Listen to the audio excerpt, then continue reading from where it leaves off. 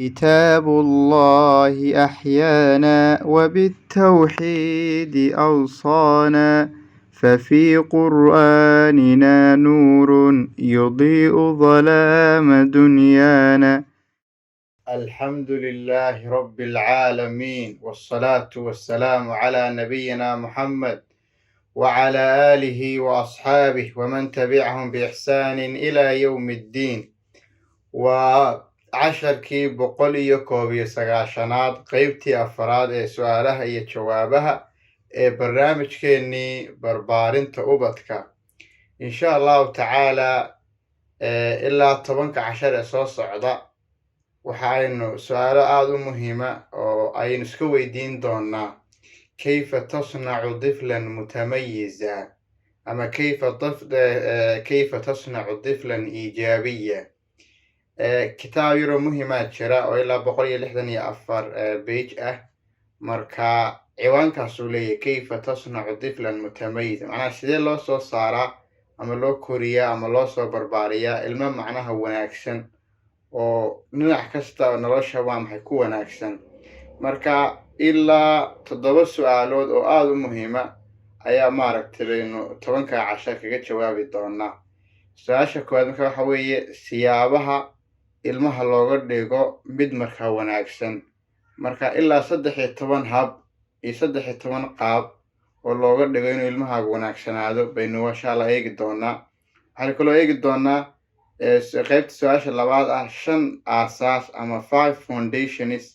oo isagan ilmaha markaa qaybta maxaa la yiraahdaa nafsadiisa waxyaabaha horumarinaya. waxaan kaloo ka jawaabi doonaa sidee ilmaha markaa looga dhigaa mid jecel waxbarashadu dhiganayo iyo wax akhriska, sidee loo jeclaysiyaa waxaas oo dhan. waxaan kaloo iyadana ka jawaabi doonaa sidee ilmaha looga dhigaa mid markaa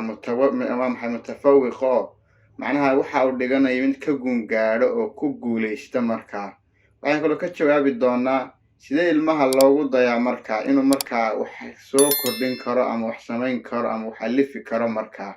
waxaan kaloo ka jawaabi doonaa iyadana sidee ilmaha looga dhigaa mid markaa genius macnaha waxa uu dhiganayo meel fiican ka gaadha ama shaqada uu qabanayo,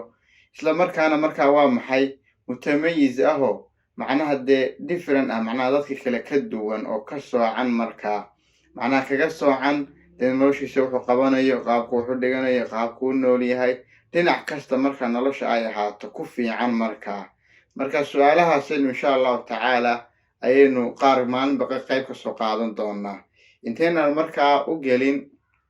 waxaan ka warramaynaa markaa bal hadda ahmiyadda iyo muhiimadda ay leedahay macnaha ilmaha inaynu macnaha inuu positive noqdo ama inuu iijaabi noo noqdo nabadkeena oo ay waxa ay qabanayaan ama waxa ay dhiganayaan ama noloshooda si fiican ugu socoto. muhiimadda ku jirtaa waa maxay? kow waxa la yiraahdaa muhiimadda ku jirtaa waxa weeye macnaha xilligan hadda waa maxay aynu joogno ama xilligan hadda aynu noolnahay ayaa wuxuu noqday baa la yiraahdaa xilli marka negative-ku uu badan yahay, macnaha waxyaabaha xunxun ee salbiyaadka iyo hoos u dhaca iyo liidashada weliba maaragtay ayaa aad maaragtay wax la yiraahdaa xilligan oo maxay aad u hooseysa. marka waa la yiraahdaa taasina waxay markaa saameynaysaa baa la yiraahdaa oo ay fariin u diraysaa meel kasta ubadka yarar macnaha jiilkan hadda soo koraya ama kuwa soo socda ayay markaa saameynaysaa. marka ama waxay dhibaatooyinkaas waxay ka jiraan baa lahada guryaha, waxay meelii qof ka shaqaynayay, meelii waxay markaa maxay madaarista ha noqoto, waxaa meelaha ugu sii dhibta badan waxa weeyaba social media. markaa ta kale waxay yiraahdaan xilligan aynu joogno waa xilli macnaha ay bateen baa la yiraahdaa macnaha cabashooyinka iyo waa maxay liiditaanka qofka la liidayo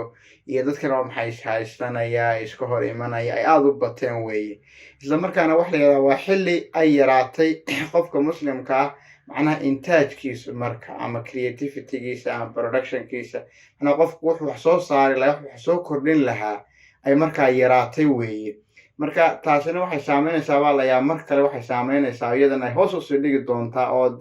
jiilkan hadda jooga jiil ka sii liita iman doonaan baa la yiraahdaa ayay saameynaysaa ku jiilalka markaa soo socda.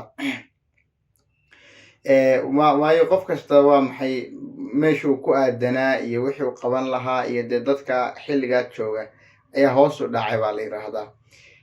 takale iyadana waa maxay ahmiyadaas iyo waxyaabaha muhimka ah oo dhan marka qofku uu si fiican u fahmo macnaha ilmaha sidee macnaha in la horumariyo oo waa maxay qof laga dhigo mutamayiza oo waa maxay wax kasta ku wanaagsan taa marka qofku sidaa u fahmo baa marka waa maxay wuxuu baran karaa ama uu ogaan karaa siyaabaha uga dhigi karo markaa messageka ama fariintu waxay aad markasta ugu soconaysaa oo ilmaha cidda maaragtay inuu wanaagsanaado inuu cabqari noqdo inuu qof wax soo saari karo noqdo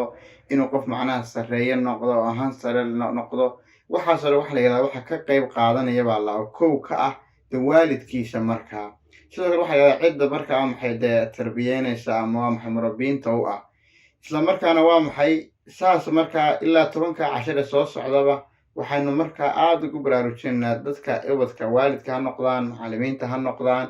in markaa 10 cashar haddii maaragtay ay si fiican qofku u fahmo in ilmo markaa dee aad u maxay uga duwan dadka kale oo aad u fiican inuu markaa maxay u soo bixi doono markaa su-aalahaas aadka u muhiimkaa insha allahu tacaala inuu casharada soo socdo oo dhan ayaynu kaga jawaabi doonaa insha allahu tacaala intaasuu maanta casharkan hordhaca weeye ku eegyahay wallahu subxaanahu watacaala أعلى وأعلى.